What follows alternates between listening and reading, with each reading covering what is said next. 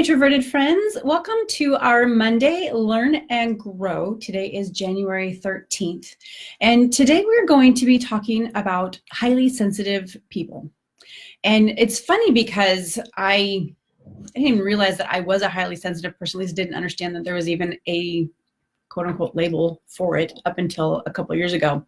And so I wanted to share with you guys because I'm noticing in some of our conversations here in the Facebook group that there's what I'm picking up on as some potential for, we've got some highly sensitive people here in this group. So I invite you as you log on to please say hello. I really do like to have these lives be interactive. So if you pop on, let's say if you're there, please say hello. That way I know you're here. And that allows me to know who's watching, and then also watch for any questions in case Facebook has decided to not show me comments today. Excuse me. But in our quest to understand ourselves better, and really that's what this is all about, is understanding ourselves better, because when I understand myself better, I can advocate for myself better, and I can also help educate others about how I interact out there with the world, which takes a lot of courage to be able to do that. But hey, Barb, good to see you. Thanks for hopping on. Thanks for saying hello. It takes courage to understand ourselves better, and then to be able to educate others and self-advocate for ourselves so that we're living in a space that is authentic to ourselves, as unapologetic as possible. And I'm going to talk about that a little bit later. But really, that's what our quest is. Let's understand ourselves better. Now, I don't know if you've ever heard of highly sensitive people, HSP for short. I had never really heard of it up until a couple of years ago.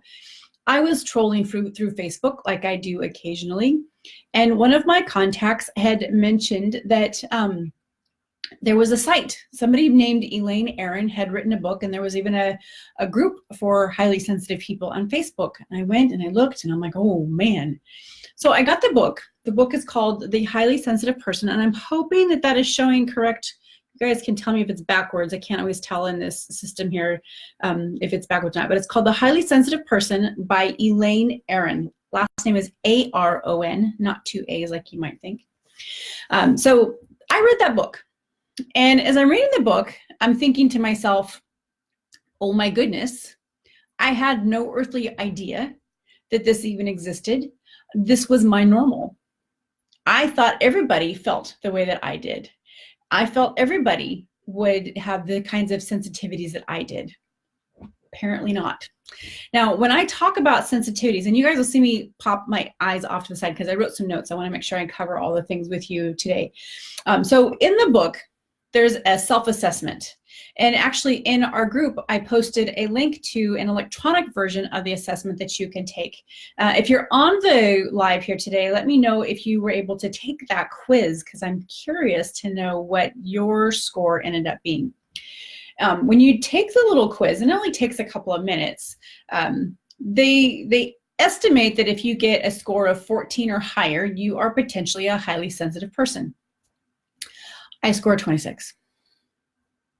And I just, like I said, when I was growing up and I'm 46 years old, it's a lot of life. I didn't realize that I was so sensitive. And we tend to think of the term sensitive as this, some of us are brought up and our parents maybe said, oh, you're such a sensitive child, or we cried at the drop of a hat, or our feelings got hurt really easily, right? Did anyone go through anything like that when you were a kid, or even as an adult? Because that happens too. It shows up in a variety of different ways. Let's see. Oh, excellent. Yeah, good. So Barb, you've known for a while. I'd be curious to hear. I'm going to go through and kind of share where it shows up in my world, but I would love to hear where it shows up in your world as well. Because I didn't know and I didn't understand, I was reading this book and I'm like, oh, it all makes sense now. Now it's dealing with, oh, okay, I recognize that. So it shows up in my life in a lot of different ways. Movies, and even TV shows, right? So there's things that I can't watch. Even as a kid, I could not watch like horror movies, even the ones that I know they're fake, but I would watch them like this. And it just wasn't fun for me because it was creating such anxiety in my my heart and soul that it's not fun. It's all tense and icky, and I can't do movies like that. Give me a good old-fashioned Hallmark movie where it's very predictable. I know who's going to win. I know what's going to happen. Everything's warm and fuzzy. Kittens and dogs and mwah, everybody's good. Yeah, that's me. Places I can visit. I have a 3-day absolute max, no more, for Vegas. Anything more than that, and I turn into an absolute noodle. It is such visual and auditory overload that, and then people proximity. The whole thing just makes me absolutely nuts. I try not to do the whole Vegas thing. I took a trip to New York back in October, and honestly, I was a little nervous about doing it because my vision of what New York is this shoulder to shoulder people going down the street, and I thought, oh, I don't know if I can do that. So I have to think about where I'm going and who's going to be there. I have to think about how long I'm going to be in a certain place. And I had an event this weekend I'll tell you guys about too that really tested the waters a little bit. But I have to think about how long I can stay someplace, how many people are going to be there. So yes, it's part of the introversion piece of things, but it's very different. So forgot to mention too, so not all introverts are HSPs, and not all HSPs are introverted. There are actually some extroverts out there that are highly sensitive. So, it's just a certain way that it's an added fun level for those of us that are introverts, especially if you're an empath, things that can really start to go through. Now, I mentioned before that there's auditory sensitivities, there's visual sensitivities, there's smell. I can't go down the cleaning aisle at the grocery store because holy moly, too smelly for me. In fact, actually, my husband and I were at Bed Bath & Beyond not long ago. We were in the closet organization aisle there, and I had to step out because they had a bunch of those sachets that you can stick in your drawers, and I was going to vomit. It was so potent. I guess I can't be here. I gotta go. Now, I see some of you hopping on here. Say hello. I am so glad to have you here. Go ahead and type in your comments there. Let me know that you're here and say hello. We are talking about highly sensitive people. And if you took the quiz, I'd love to know what your score ended up being. And if you're not really quite sure what this means, then we're kind of going through that and learning a little bit here as we go too. A couple of other places that shows up for me. Technology. I am sensitive to the EMF waves, electromagnetic stuff. So I have to be careful of how much time. I find that I forget, honestly, because it's not on a conscious level, but I find that if I spend a whole lot of time holding my phone and scrolling through social media and things, I start to feel angst, not just because of what I'm reading in the social media feed, but just because I'm feeling the off of the phone that I'm grabbing. And then physically too. So I'm one of those girls that I have, my allergies aren't so bad. My food sensitivities got taken care of. So my spring allergies aren't so bad. But when my allergies flare up, I find something that I'm allergic to and I start sneezing, I have two choices. I can sneeze my ever-loving head off, or I can sleep. Because if I take something like Benadryl, even the non-drowsy, night-night, see you later, I'm gone. My body is sensitive to even those kinds of things. So yeah, my whole body, mind, and soul is a highly sensitive person. It's super fun. And like I said, I just discovered it a couple of years ago. And so now knowing, is like I was saying at the beginning here, our quest to understand ourselves better brings about a means for us to be able to self-advocate for ourselves better, and to help educate others, as well as just be able to create a different, how do we address things that come our way? Now, I'll share something that happened this weekend. I was invited, some of my girlfriends had milestone birthdays. I had a couple that were turning 50 and one was turning 70. And we had this great birthday party. Now, when the invitation went out, it was for 10 people. And I was like, okay, yeah, I can do that. It was also for a sleepover, and that was a hard pass for me. There was no way I was doing a sleepover. I need my own bed. I need those things. And that was fine. I had no problem saying, thanks, ladies. I'm happy to come and hang out and do some fun dinner and that, but then I'm going to see you later and go sleep in my own bed.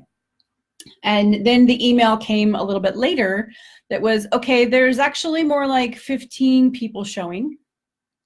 And then there was another email that came up and said, hey, we're so lucky. We've got somebody here in town that does drum teaching. He's going to teach us some drum stuff. And he brought his African drums and which is beautiful. And what he does is absolutely phenomenal. He does an incredible work.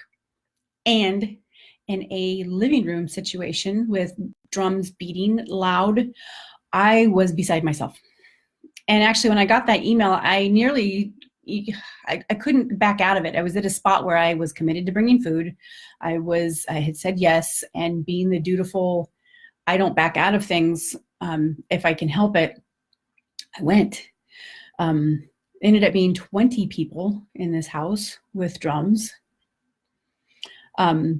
So they sat down and they're going to do the drums, and he says, okay, we're going to do this for about an hour. And I'm like, oh God, I can't. Yeah. So yeah, it was an interesting situation, and I was identifying some of the emotions that I was feeling, and I would love to hear from you as I'm sharing this, if there is a place where you recognize this as well in terms of how to handle this, because at the end of that party, I was in such a, I gotta go. I was gathering my things very quietly, but I'm like, I gotta go. I cannot be here. If it would have been okay, I probably would have just left my stuff and gone and picked it up later. But as I'm driving off and I'm thinking about, okay, I got to share this with my people in my group because I think this is important stuff. And I think I'm not the only one to go through this thing. But I was having these feelings of, okay, I want to be invited to the parties. I do. I don't want to be left out. I don't want to hear that somebody was having an event and I didn't get invited, even though I know I probably would have declined it had I known what was going to be happening. I don't want to be the party pooper. I don't want to be the one who has the reputation for, oh, Jenny doesn't come to these things, so we just want to invite her. That doesn't feel good, right? And I don't want to feel the guilt around trying to tell somebody, thanks, but no thanks. And here's why, right? I always feel like I have to explain. And I also tend to feel like I need to apologize. And as I was thinking through this and pondering after this party this last weekend, there's no reason for me to apologize for who I am and how I'm wired.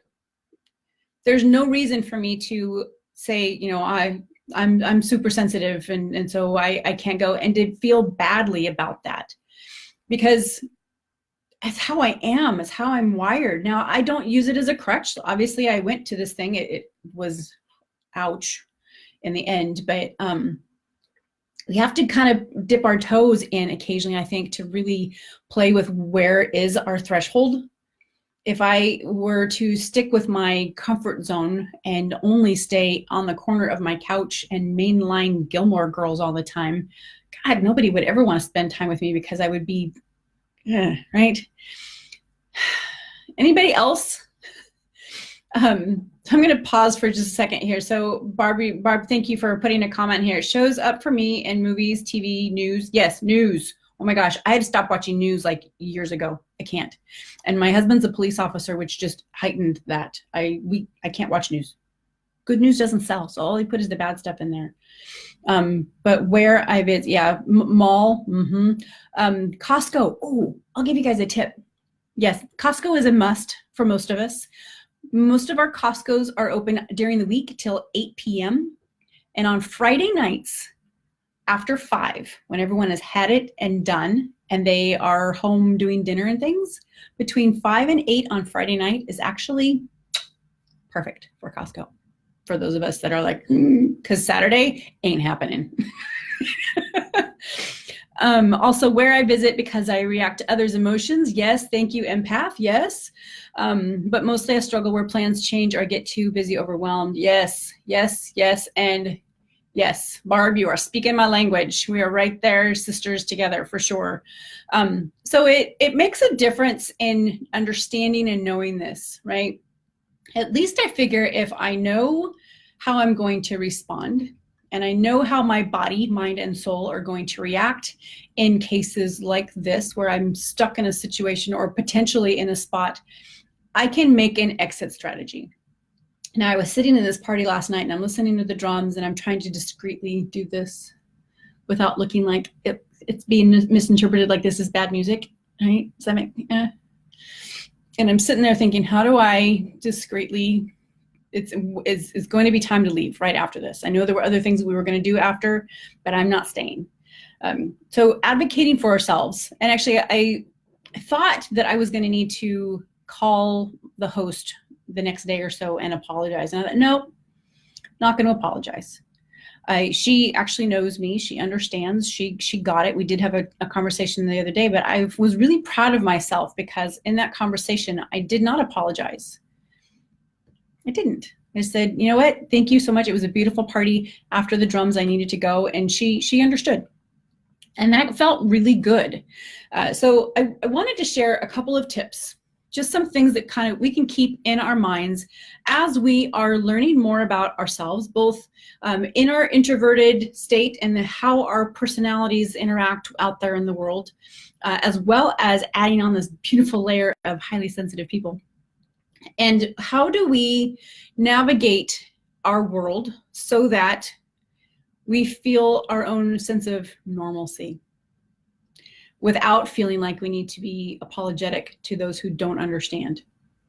Because there's a lot out there. This is not a common way to be, and this is something that gets looked at like we're got a third eye or there's a horn growing out of our heads.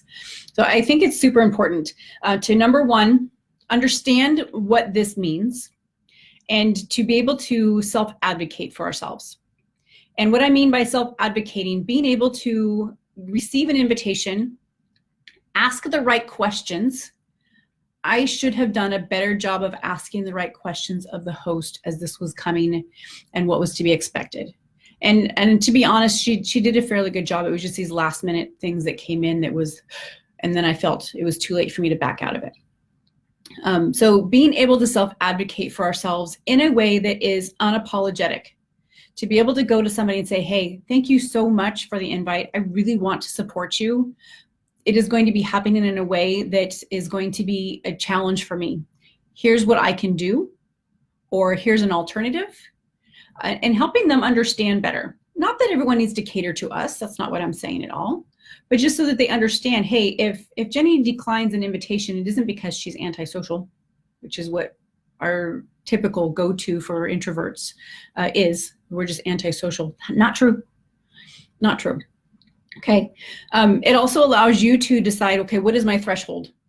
Right? So like the Costco run, I can't not go to Costco, but I can choose a time that's going to satisfy and be able to honor who I am and not push me into the crazy arrears place, right?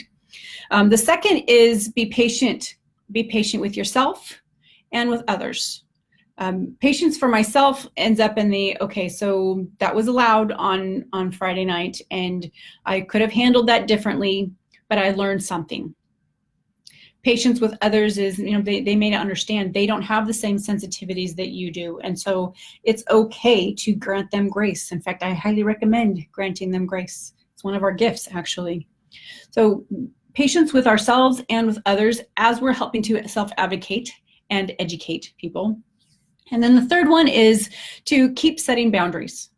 And those boundaries can be daily boundaries, things that we do in our daily schedules, or just things that come, general boundaries for, okay, if I get an invite to an event, here's my outside boundary. Here's what I can do, here's what I won't do. And then again, self-advocating, being patient. So they all kind of tie in together. But really, these are things that I'm working on for myself as well. The more I understand about myself, the more I talk about it, the better I can self-advocate, the better I can practice patience and grace with myself, with the people around me, and then also just be able to help set boundaries on that. So those are kind of my thoughts on being a highly sensitive person. If you're watching this later, please hashtag replay. Let us know in the comments there what your score was.